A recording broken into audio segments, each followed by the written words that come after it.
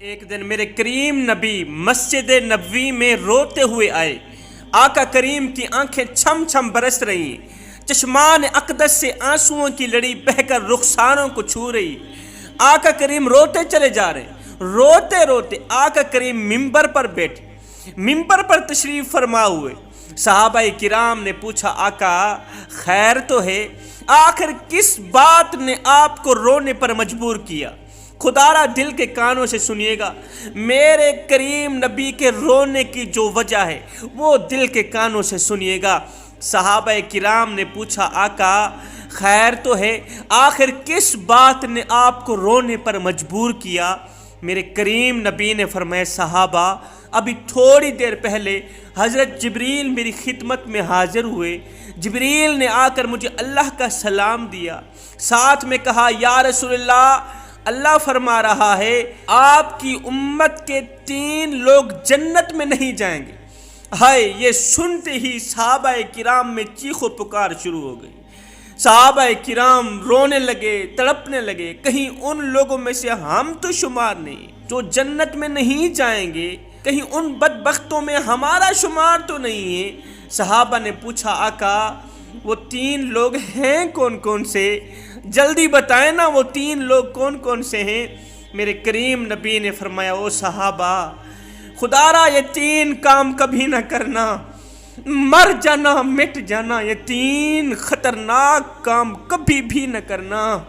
اگر کرو گے تو یاد رکھنا تم لوگ مجھے تکلیف دو گے، مجھے اذیت دو گے، مجھے تکلیف پہنچاؤ گے۔ اگر تم لوگ یہ 3 کام کرو گے تو یاد رکھنا جنت میں نہیں جاؤ گے۔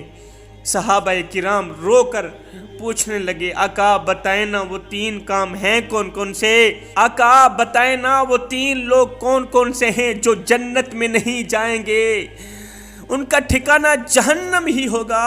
میرے کریم نبی نے فرمایا، پہلا وہ شخص جو والدین کی نافرمانی کرتا ہے، والدین کا نافرمان شخص، ہائے والدین کو دکھ دینے والا، والدین کو درد دینے والا، والدین کو اذیت پہنچانے والا، جس بدبخت نے والدین کا جینا حرام کر رکھا ہو، جس کے مرنے کی والدین دعائیں کرتے ہوں، یا اللہ یہ منحوس کب مرے گا، یہ بدبخت کب مرے گا؟ والدین کی نافرمانی کرنے والا۔ والدین روکتے ہیں، بیٹے شراب نہیں پینی، یہ بدبخت رکتا نہیں ہے۔ والدین روکتے ہیں، بیٹا 2 نمبر دھندا نہ کر، نہیں رکتا۔ والدین روکتے ہیں، بیٹا زنا نہ کر، ہر ایک برے کام سے وہ روکتے ہیں۔ یہ بدبخت نہیں رکتا، یہ وہ بدبخت ہے جس کو اللہ تعالیٰ دن میں پتہ نہیں کئی بار نفرت کی نگاہ سے دیکھتا ہے، غضب کی نگاہ سے دیکھتا ہے۔ فرمایا، والدین کے نافرمان نہ بننا، والدین کی ہر اچھی بات ماننا، اس پر عمل کر کے اللہ رسول کو راضی کر لینا۔ پوچھنے لگے، آقا دوسرا شخص کون سا ہے؟ فرمایا، دوسرا دیوس۔ دیوس۔ صحابہ کرام نے پوچھا، آقا یہ دیوس کون ہے؟ فرمایا، جو اس بات کی پرواہ ہی نہ کرے کہ اس کے گھر میں اس کی بہن کے پاس، اس کی بیٹی کے پاس، اس کی بیوی کے پاس کون کون آتا ہے، کون کون جاتا ہے۔ فرمایا، جس شخص کی بیوی فحاشی کی دلدل میں پھنسی ہوئی ہو، جس شخص کی بیوی گناہوں کی دلدل میں غرق ہو، بے حیائی کی دلدل میں غرق ہو، یہ شخص جاننے کے باوجود بھی بیوی کو کچھ نہ کہے، یہ شخص جاننے کے باوجود بھی اپنی بے حیا بہن کو، بیوی کو، بیٹی کو کچھ بھی نہ کہے، یہ ہے دیوس، یعنی کہ بہت بڑا بے غیرت۔ یہ جاننے کے باوجود بھی کہ میری بیوی بے حیائی کی دلدل میں پھنسی ہوئی ہے، اس کو روکتا ہی نہیں ہے۔ حضرت سیدنا علی المرتضیٰ شیر خدا کرم اللہ وجہ الکریم کو ایک عورت کے بارے میں بتایا گیا کہ وہ بے حیا عورت ہے، بے غیرت عورت ہے، بے حیائی کی دلدل میں پھنستی چلی جا رہی ہے، دوسروں کو بھی پھنساتی چلی جا رہی ہے۔ حضرت سیدنا علی المرتضیٰ شیر خدا نے فرمایا، جاؤ اس بے حیا عورت کو میرے سامنے حاضر کرو، لے کے آؤ جلدی۔ ایک شخص گیا، اس بے حیا عورت کو لے کر حضرت علی رضی اللہ تعالی عنہ کے پاس آئے۔ حضرت علی رضی اللہ تعالی عنہ نے اس بے حیا عورت کو اپنے سامنے بٹھایا، کہا، اے عورت کیا تو جانتی ہے بے حیا عورت کی عزت دار طبقے میں کوئی عزت نہیں ہوتی؟ لوگ اس بے حیا عورت کو ہوس کی نگاہ سے دیکھتے ہیں۔ یہ بے حیا عورت، بے پردہ عورت، فحاشی پھیلانے والی عورت، گنہگار عورت لوگوں کی ہوس کا نشانہ بنتی ہے۔ لوگ اس کی قیمتی عزت لوٹنے کے لیے پے در پے رہتے ہیں۔ بے حیا عورت طرح طرح کے خطرناک امراض کا شکار ہو جاتی ہے اور موت کے شکنجے میں آ کر قبر کی اندھیری کوٹھنی میں چلی جاتی ہے۔ اب قبر میں کیا ہوتا ہے؟ قبر کے کیڑے تجھے کھانے کے لیے منتظر بیٹھے۔ تیرا خوبصورت سا چہرہ جس کو تو بار بار لوگوں کو دکھاتی ہے، دیکھو میرا چہرہ کتنا خوبصورت ہے، میری آنکھیں کتنی نشیلی ہیں، میرا ناک، میرے کان کتنے خوبصورت ہیں، اللہ نے مجھے کتنا حسن دیا ہے۔ وہ وقت آنے والا ہے، اس حسن کو قبر کے کیڑے کھائیں، اس حسن کو مٹی کھا جائے۔ قبر کے عذاب سے بچ جا، جہنم کی گرمی سے، جہنم کی آگ سے بچ جا میری بہن، توبہ کر۔ حضرت علی رضی اللہ تعالی عنہ کے ان قیمتی جملوں نے اس عورت کا اندر سارا تبدیل کر دیا۔ ان قیمتی جملوں نے اس بے حیا عورت کی زندگی بدل ڈالی۔ وہیں بیٹھی رہی، حضرت علی رضی اللہ تعالی عنہ کی نصیحتیں سنتی رہی، زاروں قطار روتی رہی۔ جب آپ نے اپنی نصیحتیں ختم کی، اس عورت نے دونوں ہاتھ اٹھائے، ایسے کیے، مالک میری توبہ، آج کے بعد میں کوئی گناہ نہیں کروں گی، میں فحاشی نہیں پھیلاؤں گی، مالک مجھے ایک بار اس فحاشی سے نکال دے، بے حیائی سے نکال دے۔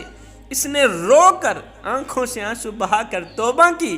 حضرت علی رضی اللہ تعالیٰ عنہ نے فرمایا اے اسلام کی مقدس شہزادی مبارک ہو، اللہ نے تیری توبہ قبول فرما لی ہے، اس کی علامت یہ ہے کہ تیری آنکھوں سے آنسو نکل آئے ہیں، اب تو معصوم بن گئی کیونکہ تو نے توبہ کر لی ہے نا۔ اللہ اکبر۔ اب تیرے لیے انعام یہ ہے کہ قبر تیرے لیے جنت کے باغوں میں سے باغ بن جائے گی، جنت میں تیرے لیے عالی شان مکان کھڑا کر دیا جائے گا، کیونکہ تو نے توبہ کی ہے اور معصوم بن گئی، گناہوں سے پاک ہو گئی۔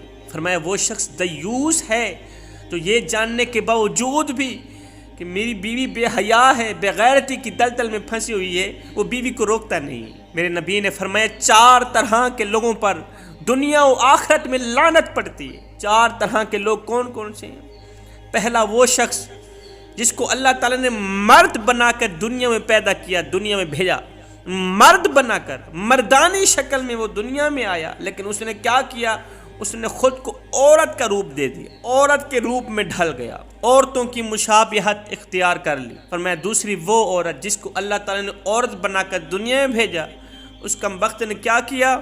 خود کو مردوں میں ڈھال دیا، مردوں کی مشابہت اختیار کر لی۔ فرمایا تیسرا کسی نابینے کو راستے سے بھٹکا دینے والا شخص۔ چوتھا طاقت کے ہونے کے باوجود بھی اپنی بے حیا بیوی کو بے حیائی سے نہ نکالنے والا شخص، یعنی دیوس شخص۔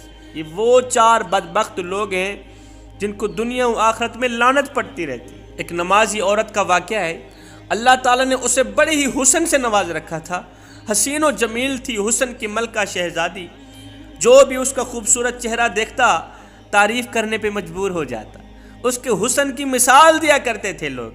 بڑی ہی حسین و جمیل تھی، اللہ نے بڑے حسن سے نواز رکھا تھا، 5 وقت کی نمازی تھی۔ جب وہ مری، جب عورتیں اسے غسل دینے لگیں تو اس کی خوبصورتی بدصورتی میں تبدیل ہو گئی، اس کی شکل بگڑنے کو آ گئی۔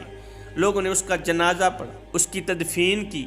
کافی دن بعد کسی اللہ کی نیک بندی نے خواب میں دیکھا کہ وہ قبر میں چیخ و پکار کر رہی ہے، مجھے بچاؤ، مجھے بچاؤ، مجھے بچاؤ۔ کیا ہو گیا تجھے؟ تو نمازی تھی، 5 وقت کی نمازی، تجھے عذاب کس وجہ سے مل رہا ہے؟ کس گناہ کی وجہ سے تجھے عذاب مل رہا ہے؟ قبر میں آگ ہی آگ ہے، قبر جہنم کے گڑھوں میں سے گڑھا بنی ہوئی ہے، آخر وجہ تو بتا۔